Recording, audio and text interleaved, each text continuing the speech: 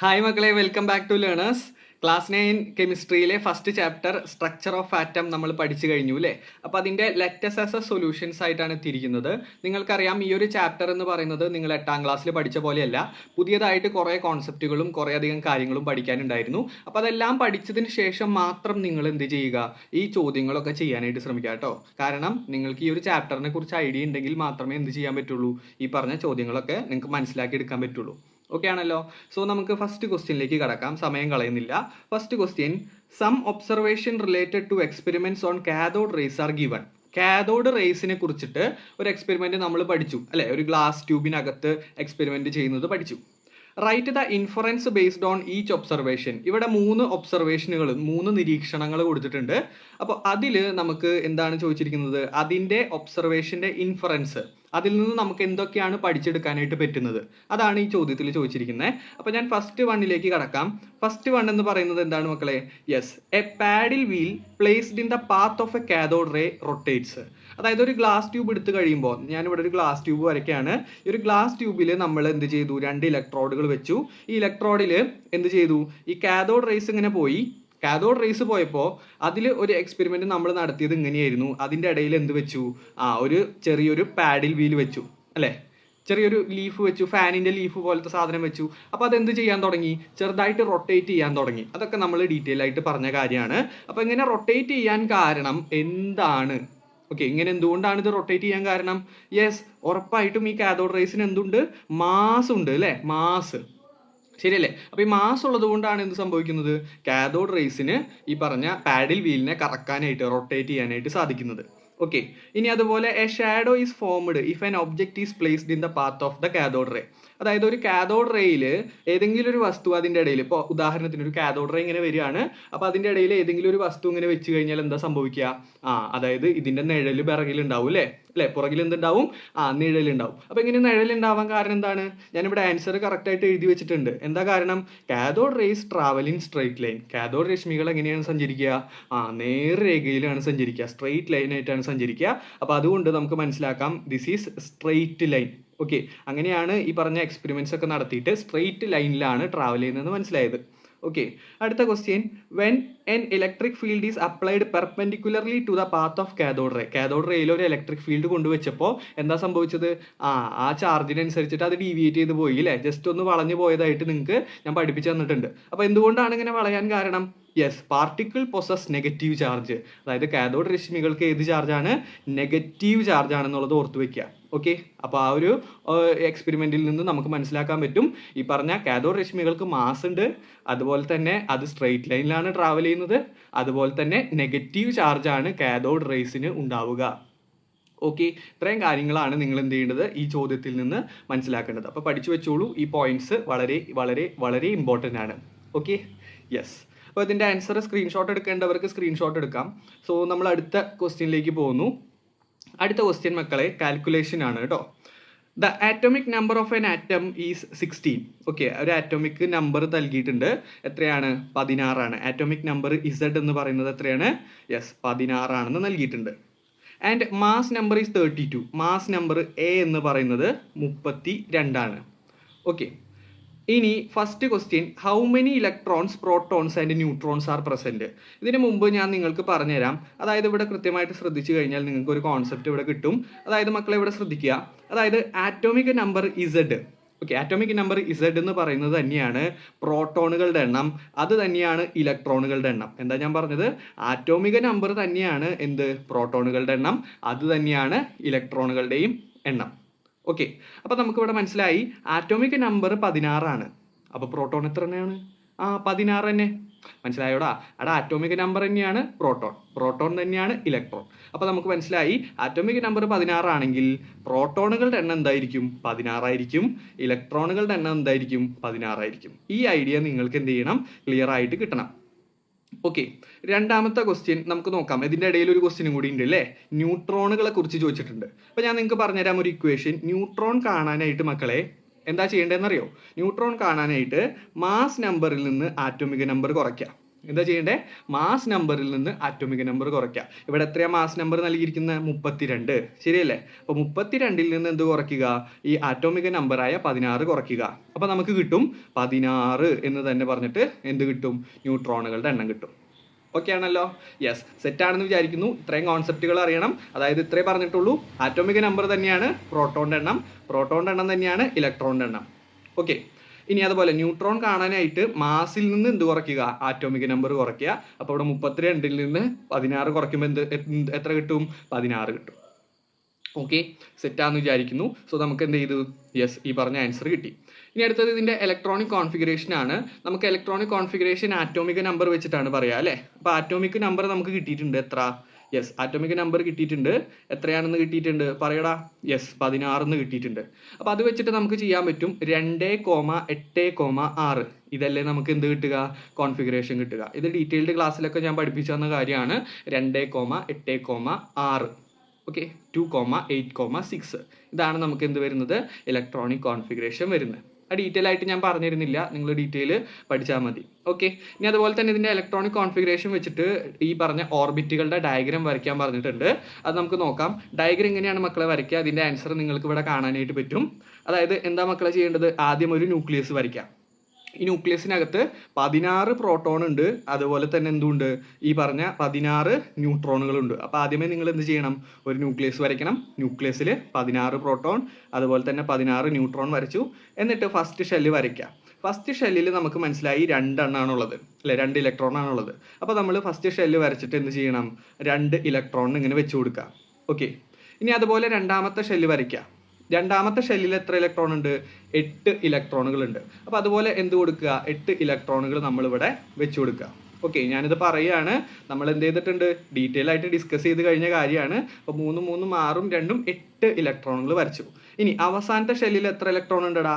Yes, 6 electron ഉണ്ട്, ശരിയല്ലേ? അപ്പോൾ നമുക്കിവിടെ 1, 2, 3, 4, 5, 6 എന്ന് പറഞ്ഞിട്ട് എന്ത് ചെയ്യാം? 6 ഇലക്ട്രോണുകൾ വരയ്ക്കാൻ പറ്റും. അപ്പോൾ ഇത് നിങ്ങൾ കറക്റ്റായിട്ട് അറേഞ്ച് ചെയ്ത് വരച്ചോളൂ. നല്ല വൃത്തിക്ക് വരച്ചോളൂ. വൃത്തിക്ക് വരച്ചാൽ മാത്രമേ നിങ്ങൾക്ക് എന്ത് ചെയ്യുള്ളൂ? മാർക്ക് കിട്ടുള്ളൂ കേട്ടോ. ഓക്കെ, സോ ഇവിടെ ഡയഗ്രാം എന്ത് ചെയ്തിട്ടുണ്ട്? ഞാൻ കൊടുത്തിട്ടുണ്ട്. അത് കാണാത്തവരുണ്ടെങ്കിൽ അല്ലെങ്കിൽ ഇത് വരയ്ക്കാൻ നിങ്ങൾ എന്ത് ചെയ്യണം? കൃത്യമായിട്ട് പഠിച്ചു വെച്ചേക്കാം. ഓക്കെ ആണല്ലോ? യെസ്, അടുത്ത ക്വസ്റ്റ്യനിലേക്ക് കടക്കുന്നു. അടുത്ത ക്വസ്റ്റ്യൻ മൂന്നാമത്തെ ചോദ്യമാണ്. മൂന്നാമത്തെ ചോദ്യം, electrons are present in K, L and M shell. 3 ഷെല്ലാണ്, K, L, M. And which of these shell has highest energy? ഏറ്റവും കൂടുതൽ എനർജി ഉള്ളത് ഏതിനാണെന്ന ചോദ്യം. എടാ മക്കളെ, നമ്മൾ പഠിച്ചു കെ എന്ന് പറയുന്ന ഷെല്ല് ഒന്നാമത്തെ ഷെല്ലാണ്, എൽ എന്ന് പറഞ്ഞാൽ രണ്ടാമത്തെ ഷെല്ലാണ്, എം എന്ന് പറഞ്ഞാൽ മൂന്നാമത്തെ ഷെല്ലാണ്, എൻ എന്ന് പറഞ്ഞാൽ നാലാമത്തെ ഷെല്ലാണ്. അപ്പോൾ ഇവിടുത്തെ കേസിൽ നമ്മൾ നോക്കുമ്പോൾ കെയും എല്ലും എമ്മും മാത്രമേ ഉള്ളൂ. അപ്പോൾ ഏതാണ് ഇവിടുത്തെ ഏറ്റവും വലിയ ഷെല്ല്? യെസ്, എം എന്ന് പറയുന്ന ഷെല്ലാണ്. അപ്പോൾ നമുക്ക് എന്റെ ഉത്തരം കിട്ടി, എം ഷെല്ല് അല്ലെ? എം എന്ന് പറയുന്ന ഷെല്ല്. ഓക്കെ ആണല്ലോ? യെസ്. ഇനി B question, if M shell contains 3 electrons. അതായത് നമുക്കറിയാം കെ ഉണ്ട്, അതുപോലെ തന്നെ എൽ ഉണ്ട്, എം ഉണ്ട്. എമ്മിൽ എത്ര ഇലക്ട്രോണുകൾ ഉണ്ടെന്നാണ് പറയുന്നത് ചോദ്യത്തിൽ? യെസ്, 3 ഇലക്ട്രോൺ ഉണ്ട്. എടാ മക്കളെ, ഇവിടെ നിങ്ങളൊരു കോൺസെപ്റ്റ് ക്ലിയർ ആക്കി എടുക്കണം. കെ എന്ന ഷെല്ല് നിറഞ്ഞു കഴിഞ്ഞാൽ മാത്രമേ എൽ എന്ന ഷെല്ലിലേക്ക് ഇലക്ട്രോണുകൾ കിടക്കുള്ളൂ. ഓക്കെ, ഇനി എൽ എന്ന ഷെല്ല് നിറഞ്ഞാൽ മാത്രമേ എം എന്ന ഷെല്ലിലേക്ക് ഇലക്ട്രോണുകൾ കിടക്കുള്ളൂ. അപ്പോൾ നിങ്ങൾ മനസ്സിലാക്കുക, കെ എന്ന് പറയുന്നതിൽ പരമാവധി 2 ഉള്ളുള്ളൂ അല്ലെ? അത് കഴിഞ്ഞാൽ എന്ത് ചെയ്യും? ഈ ബാക്കി വരുന്ന ഇലക്ട്രോൺ എവിടേക്ക് ചാടും? എൽ എന്ന് പറയുന്ന ഷെല്ലിലേക്ക് ചാടും. അപ്പോൾ നിങ്ങൾ മനസ്സിലാക്കുക, കെയിൽ എന്ത് ചെയ്യുന്നുണ്ട്? കെയിൽ 2 ഇലക്ട്രോൺ ഓൾറെഡി നിറഞ്ഞു. അതിനുശേഷം എന്തിലേക്ക് ചാടി? എല്ലിലേക്ക് പരമാവധി 8 ഇലക്ട്രോൺ ചാടും. ഓക്കെ, ഇത് നമ്മൾ പഠിച്ചു കഴിഞ്ഞിട്ടുള്ള കാര്യമാണ്. കെയിൽ പരമാവധി കൊള്ളുക എത്ര ഇലക്ട്രോൺ ആണ്? 2 ഇലക്ട്രോൺ. എല്ലിൽ 8 ഇലക്ട്രോൺ. പിന്നെ നമ്മൾ പഠിച്ചു എമ്മിൽ 18 ഇലക്ട്രോൺ.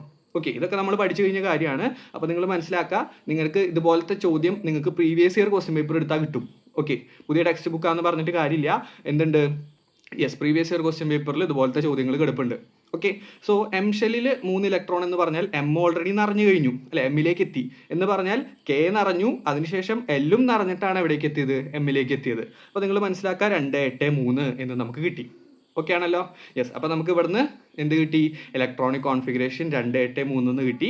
അപ്പോൾ ഇവിടുന്ന് നമുക്ക് എന്ത് ചെയ്യാം? ആറ്റോമിക നമ്പർ കണ്ടുപിടിക്കാം. ഓക്കെ, ആറ്റോമിക നമ്പർ കാണാൻ എളുപ്പമാടാ. ഇലക്ട്രോണിക് കോൺഫിഗറേഷൻ കിട്ടിക്കഴിഞ്ഞാലേ ആറ്റോമിക നമ്പർ കാണാൻ എന്ത് ചെയ്താൽ മതി? എല്ലാ ഈ പറഞ്ഞ ഇലക്ട്രോണുകളെയും കൂട്ടിയാൽ മതി. അപ്പോൾ 2ഉം 8ഉം കൂട്ടിയാൽ 10. ഓക്കെ, 10ഉം 3ഉം കൂട്ടിയാൽ 13. അപ്പോൾ നമുക്ക് കിട്ടും ആറ്റോമിക നമ്പർ എത്ര കിട്ടി? 13 എന്ന് പറഞ്ഞിട്ട് കിട്ടി. ഓക്കെ, സോ ആറ്റോമിക് നമ്പർ എത്ര കിട്ടി? നമുക്ക് 13 എന്ന് പറഞ്ഞിട്ട് ആൻസർ കിട്ടിക്കഴിഞ്ഞു. ഓക്കെ, യെസ്, സെറ്റാന്ന് വിചാരിക്കുന്നു. ഇനി അടുത്തത്, what is the number of electrons in this atom? എടാ മക്കളെ, ആറ്റോമിക നമ്പർ 13 ആണെങ്കിൽ പ്രോട്ടോണും എന്ത് തന്നെയായിരിക്കും? 13 ആയിരിക്കും. ഇലക്ട്രോണും എന്ത് തന്നെയായിരിക്കും? 13 ആയിരിക്കും. ഇത് നിങ്ങൾ മനസ്സിലാക്കി വെക്കണം. അപ്പോൾ ഇവിടെ നമുക്ക് മനസ്സിലായി ഇലക്ട്രോൺ എത്ര തന്നെയാണ്? 13 തന്നെയാണ് കേട്ടോ. ഇത് ഞാൻ ഡീറ്റെയിൽ ആയിട്ട് പറഞ്ഞു തന്ന കാര്യങ്ങളാണ്, എങ്കിലും ഞാൻ എന്ത് ചെയ്യാണ്, ജസ്റ്റ് ഒന്ന് പറഞ്ഞ് പെട്ടെന്ന് പോവാണ്. ഓക്കെ, ഇനി if the nucleus of the atom contain 16 neutron. Okay, ഇവിടെ ശ്രദ്ധിക്കുക. അതായത് ഈ പറഞ്ഞ ന്യൂക്ലിയസിനകത്ത് നിങ്ങൾക്കറിയാം പ്രോട്ടോണുകൾ ഉണ്ട് അല്ലേ? ഇപ്പം എത്ര പ്രോട്ടോണാണ് നമ്മൾ കണ്ടുപിടിച്ച്? 13 പ്രോട്ടോൺ അല്ലെ? 13 പ്രോട്ടോണും ഉണ്ട്. എത്ര ന്യൂട്രോൺ ഉണ്ടെന്ന് ചോദ്യത്തിൽ പറയുന്നു? 16 ന്യൂട്രോൺ ഉണ്ട്. ഓക്കെ, 16 ന്യൂട്രോൺ ഉണ്ട്. അപ്പം ഞാനിവിടെ എഴുതുകയാണ് 16 ന്യൂട്രോൺ. അപ്പോൾ ഇത് ന്യൂക്ലിയസ് ആണ്. ന്യൂക്ലിയസിനകത്ത് 13 പ്രോട്ടോണും 16 ന്യൂട്രോണും ഉണ്ട്. എന്നിട്ട് what is the mass number? എടാ, മാസ് നമ്പർ കാണാൻ വളരെ എളുപ്പമാണ്. മാസ് നമ്പർ കാണാനായിട്ട് എന്ത് ചെയ്താൽ മതി? മാസ് നമ്പർ കാണാനായിട്ട് ഇവിടെ ശ്രദ്ധിക്കണേ, നിങ്ങൾ ബോറടിക്കരുത്, ശ്രദ്ധിക്കണം. മാസ് നമ്പർ എന്ന് പറഞ്ഞാൽ എന്തൊക്കെ കൂട്ടണം? ഈ പറഞ്ഞ പ്രോട്ടോണും അതുപോലെ തന്നെ എന്ത് കൂട്ടണം? ന്യൂട്രോണും കൂട്ടണം. എന്തൊക്കെ കൂട്ടണം? പ്രോട്ടോണിൻ്റെ എണ്ണവും കൂട്ടണം, അതുപോലെ തന്നെ എന്തും കൂട്ടണം? ന്യൂട്രോണിൻ്റെ എണ്ണവും കൂട്ടുക. ഓക്കെ, ഇവിടെ എത്ര പ്രോട്ടോൺ ഉണ്ട്? 13. എത്ര ന്യൂട്രോൺ ഉണ്ട്? 16. അപ്പോൾ 13ഉം 16ഉം കൂടി കൂട്ടിയാൽ നമുക്ക് എത്ര കിട്ടും? ഇവിടെ 29 എന്ന് കിട്ടും. ഓക്കെ, സോ മനസ്സിലായി എന്ന് വിചാരിക്കുന്നു. സോ നമുക്ക് കിട്ടി മാസ് നമ്പർ എന്ന് പറയുന്നത് എത്ര കിട്ടി? 29 അല്ലെങ്കിൽ 29 എന്ന് പറഞ്ഞിട്ട് മാസ് നമ്പർ കിട്ടിയിട്ടുണ്ട്. ഓക്കെ, ഇതൊക്കെ നമ്മൾ ഡിസ്കസ് ചെയ്ത കാര്യങ്ങളാണെങ്കിലും ഞാൻ എന്ത് ചെയ്യാണ്? പറഞ്ഞു പോവാണ്. യെസ്, അപ്പോൾ നമുക്ക് ഇവിടെ ആൻസർ കാണാനായിട്ട് പറ്റും. ആൻസർ ഞാൻ നിങ്ങൾക്ക് വേണ്ടി എഴുതി വെച്ചിട്ടുണ്ട്. ഓക്കെ, സോ അത് നിങ്ങൾ സ്ക്രീൻഷോട്ട് എടുക്കണമെങ്കിൽ സ്ക്രീൻഷോട്ട് എടുത്ത് വെക്കാവുന്നതാണ്. യെസ്, സെറ്റാന്ന് വിചാരിക്കുന്നു. അപ്പോൾ നമുക്ക് എന്തൊക്കെ കിട്ടി? ഹയസ്റ്റ് എനർജി ഉള്ളത് എമ്മിലാണ്, അതുപോലെ ആറ്റോമിക് നമ്പർ 13 ആണ്, ഇലക്ട്രോൺ 13 ആണ്, ന്യൂട്രോൺ 16 ആണെങ്കിൽ അവിടുത്തെ മാസ് നമ്പർ എന്ത് ചെയ്താൽ മതി? മാസ് നമ്പർ കാണാനായിട്ട് പ്രോട്ടോണും ന്യൂട്രോണും കൂടി കൂട്ടിയാൽ മതി. ഓക്കെ, അപ്പോൾ നമുക്ക് എന്ത് കിട്ടും? 29 കിട്ടും. അടുത്ത ക്വസ്റ്റ്യനിലേക്ക് കടക്കുന്നു. അടുത്ത question, the orbit electronic configuration is given below. ഒരു ചിത്രം നൽകിയിട്ടുണ്ട്, ഓർബിറ്റ് നൽകിയിട്ടുണ്ട്. യെസ്, ഇവിടെ what is the mass number of this atom? എടാ മക്കളെ പറഞ്ഞ് മാസ് നമ്പർ എങ്ങനെ കാണുക? പ്രോട്ടോണും ന്യൂട്രോണും കൂട്ടണം അല്ലേ? അപ്പോൾ നമ്മൾ ഇവിടെ നോക്കുക, ഇവിടെ നമ്മൾ സൂം ചെയ്ത് നോക്കുന്ന സമയത്ത് നിങ്ങൾക്ക് കാണാൻ പറ്റും. ഇവിടെ എത്ര പ്രോട്ടോൺ ഉണ്ട്? 13 പ്രോട്ടോൺ ഉണ്ട്, അതുപോലെ 14 ന്യൂട്രോൺ ഉണ്ട്. അപ്പോൾ അവർ തമ്മിൽ കൂട്ടിക്കഴിഞ്ഞാൽ എന്ത് കിട്ടും? മാസ് നമ്പർ കിട്ടും. ഓക്കെ, സോ 13 + 14 എന്ന് പറഞ്ഞാൽ എത്ര കിട്ടും? 27 കിട്ടും. ശരിയല്ലേ? അപ്പോൾ നമുക്ക് ആൻസർ കിട്ടി 27 ആണ് ഇവിടുത്തെ എന്ത്? Mass number. Okay, mass number എത്ര കിട്ടി? 27 കിട്ടി. ഇനി അതുപോലെ ഇതിൻ്റെ ഇലക്ട്രോണിക് കോൺഫിഗറേഷൻ ചോദിച്ചിട്ടുണ്ട്. അത് നിങ്ങൾക്ക് സിമ്പിളായിട്ട് ചെയ്യാൻ പറ്റും. ഇവിടെ നിങ്ങൾ ഓരോ ഷെല്ലുകൾ ഇങ്ങനെ നോക്കിയാൽ മതി. ആദ്യത്തെ ഷെല്ലിൽ എത്ര ഇലക്ട്രോൺ ഉണ്ട്?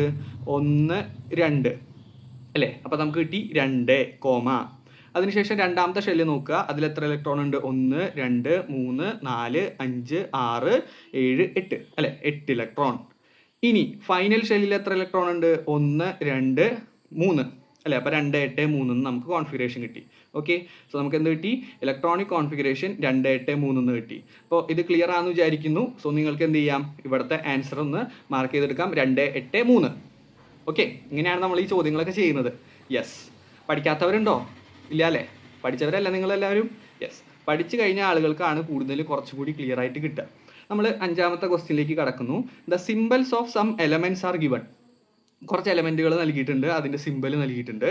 അതിൽ select a pair of isotope. എന്താണ് മക്കളെ ഐസോടോപ്പ് എന്ന് പറഞ്ഞാൽ? ഐസോടോപ്പ് എന്ന് പറഞ്ഞാൽ ഒന്നുമില്ലടാ. അതായത് ശ്രദ്ധിക്കുക, ആറ്റോമിക നമ്പർ എന്തായിരിക്കും? സെയിം ആയിരിക്കും. ഓക്കെ, ആറ്റോമിക നമ്പർ എന്തായിരിക്കും? സെയിം ആയിരിക്കും. പക്ഷേ അതിൻ്റെ മാസ് എന്തായിരിക്കും? ഡിഫറൻ്റ് ആയിരിക്കും. സെയിം ആറ്റോമിക് നമ്പർ ആയിരിക്കും, പക്ഷെ അതിൻ്റെ എന്ത് വ്യത്യാസം ഉണ്ടാവും? മാസ് നമ്പർ വ്യത്യാസം ഉണ്ടാവും. അപ്പോൾ ഇവിടെ നോക്കിയടാ, ഒരു എലമെന്റ് തന്നു കഴിഞ്ഞാൽ ഇവിടെ ശ്രദ്ധിക്കണേ, ഒരു എലമെന്റ് ഇപ്പോൾ എ എന്ന് പറഞ്ഞിട്ട് ഒരു എലമെന്റ് തന്നു. ഓക്കെ, അപ്പോൾ മുകളിൽ കൊടുത്തിട്ടുള്ള നമ്പറാണ് മാസ് നമ്പർ. ഓക്കെ, മുകളിൽ കൊടുത്തിട്ടുള്ളത് എന്തായിരിക്കും? മാസ് നമ്പർ ആയിരിക്കും. താഴെ കൊടുത്തിട്ടുള്ളത് ആറ്റോമിക നമ്പർ ആയിരിക്കും. ഓക്കെ, ഇതൊന്ന് ബേസിക് ആയിട്ട് അറിഞ്ഞിരിക്കണം. മുകളിൽ കൊടുത്തിട്ടുള്ളത് മാസ് നമ്പർ, താഴെ കൊടുത്തിട്ടുള്ളത് ആറ്റോമിക് നമ്പർ. അപ്പോൾ ഇവിടെ നോക്കുക, ഇവിടെ നമ്മൾ എന്താ പറഞ്ഞത്? ആറ്റോമിക നമ്പർ സെയിം ആവണം, പക്ഷേ മാസ് നമ്പർ ഡിഫറൻ്റ് ആവണം. അപ്പോൾ ഇവിടെ ആർക്കൊക്കെയാണ് സെയിം ആറ്റോമിക് നമ്പർ ഉള്ളത് നോക്കിയാൽ മതി. ഓക്കെ, ഇവിടെ നമ്മൾ നോക്കുന്ന സമയത്ത് കാർബൺ അല്ലേ? കാർബണിൻ്റെ രണ്ടിൻ്റെയും എന്ത് സെയിം ആണ്? ആറ്റോമിക നമ്പർ സെയിം ആണ്. പക്ഷേ അതിൻ്റെ മാസ് നമ്പർ വ്യത്യാസമുണ്ട്. എന്ത് വ്യത്യാസമുണ്ട്? മാസ് നമ്പർ വ്യത്യാസമുണ്ട്. അപ്പോൾ നമുക്കിവിടെ മനസ്സിലായി ഇവിടെ മാസ് നമ്പർ 12ഉം ഇവിടെ മാസ് നമ്പർ 14ഉം ആണ്. അപ്പോൾ നമുക്ക് മനസ്സിലായി അതെന്താണെന്ന്? ഐസോട്ടോപ്പാണ്. എന്താണ് ഐസോട്ടോപ്പ്? ഐസോട്ടോപ്പ് എന്ന് പറഞ്ഞാൽ എന്താണ്? സെയിം ആറ്റോമിക് നമ്പർ ആണ്, പക്ഷേ ഡിഫറൻറ്റ് മാസ് നമ്പർ ആണ്. മാസ് നമ്പർ എന്തായിരിക്കും? വ്യത്യാസം ഉണ്ടാവും. ഓക്കെ, സോ നമുക്ക് ഇവിടെ കിട്ടി. ഏത് ആൻസർ കിട്ടി? ഈ പറഞ്ഞ C612ഉം അതുപോലെ C614ഉം കിട്ടി. ഓക്കെ, ഇതാണ് എന്ത്? ഐസോട്ടോപ്പായിട്ട് നമ്മൾ എടുക്കേണ്ടത്. ഇനി അതുപോലെ ഐസോബാർ. എന്താ മക്കളെ ഐസോബാർ എന്ന് പറഞ്ഞാൽ? ഐസോബാർ എന്ന് പറഞ്ഞാൽ ഒന്നുമില്ലടാ. അതായത് എന്താണെന്ന് അറിയോ? ഈ പറഞ്ഞ ആറ്റോമിക് നമ്പർ വ്യത്യസ്തമായിരിക്കും. ഓക്കെ, ഐസോബാർ എന്ന് പറഞ്ഞാൽ ഇത്രയേ ഉള്ളൂ. ഐസോബാർ. ഓക്കെ, നിങ്ങൾ ഫുട്ബോൾ കളിക്കുമ്പോൾ ഫുട്ബോളിൽ ബാർ അല്ലെ, ക്രോസ് ബാർ നമ്മൾ പഠിച്ചിട്ടുണ്ട്. ക്രോസ് ബാർ എന്താ സംഭവം? ക്രോസ് ബാർ ഇങ്ങനെ സ്ട്രെയിറ്റ് ആയിരിക്കും അല്ലേ? എന്ന് പറഞ്ഞാൽ എന്താ സംഭവം? ഈ മുകളിൽ കൊടുത്തിട്ടുള്ള നമ്പർ സെയിം ആയിരിക്കും. മുകളിൽ കൊടുത്തിട്ടുള്ള നമ്പർ സെയിം ആയിരിക്കും, പക്ഷെ താഴത്തെ നമ്പർ എന്തായിരിക്കും? വ്യത്യാസം ഉണ്ടാവും. എന്ന് പറഞ്ഞാൽ ഐസോബാർ എന്ന് പറഞ്ഞാൽ ഇത്രയേ ഉള്ളൂ. ആറ്റോമിക നമ്പർ എന്തായിരിക്കും? ഡിഫറൻ്റ് ആയിരിക്കും. നേരെ ഓപ്പോസിറ്റ് എടുത്താൽ മതി.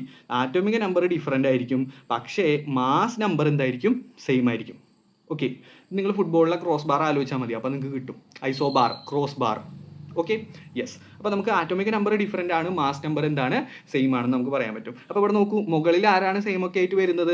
യെസ്, ഈ പറഞ്ഞ NA അല്ലെ, NAയുടെ 24 അതുപോലെ MGയുടെ 24. അപ്പോൾ മുകളിൽ തന്നെ രണ്ട് നമ്പർ സെയിം ആണെങ്കിൽ അവയ്ക്ക് എന്തെന്ന് നമുക്ക് പറയാൻ പറ്റും? ഐസോബാർ എന്ന് പറയാൻ പറ്റും. ഓക്കെ, സോ നമുക്ക് അവിടെ ആൻസർ കിട്ടിക്കഴിഞ്ഞു.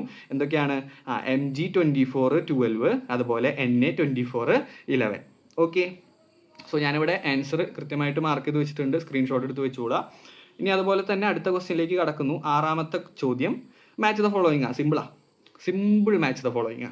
Plum pudding model. വേഗം നിങ്ങൾ പറഞ്ഞോ. പ്ലം പുഡിംഗ് മോഡൽ ആരാണ് പുറത്തിറക്കിയത്? JJ Thomson. ഇനി പ്ലാനറ്ററി മോഡൽ